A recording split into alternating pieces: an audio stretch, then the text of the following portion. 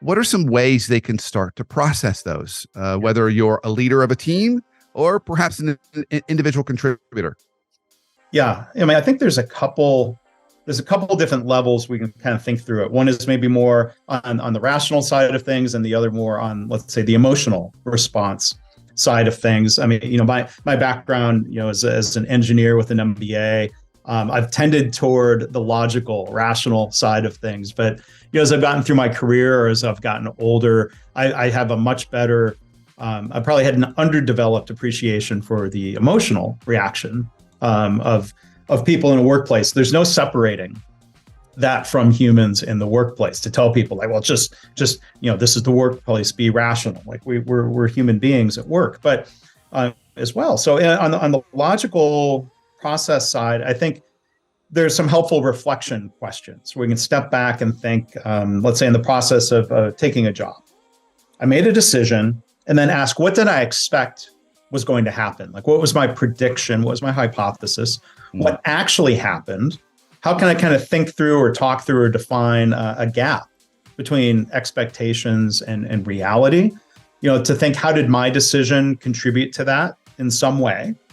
And then think about, well, what would I do differently next time? What would I expect to happen? Like, I think there's a bit of a process we can think through, whether it's a career decision mistake or a mistake of, here's a mistake I've made with my podcast, accidentally clicking publish instead of save draft.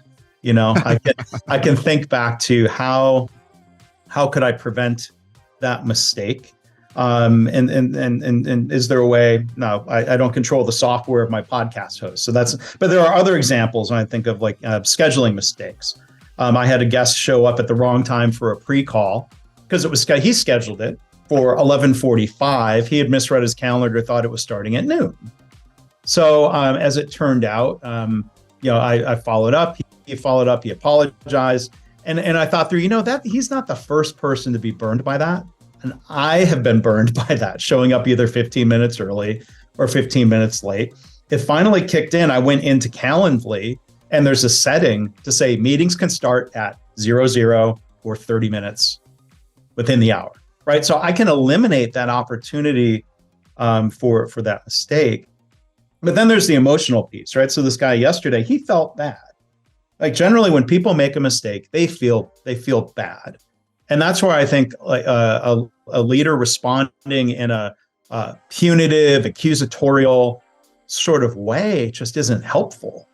Right. I think we can acknowledge and recognize we're not trying to make someone feel bad about the mistake. If anything, we need to help them process it and feel better. Like, how are you doing? Like, it's okay.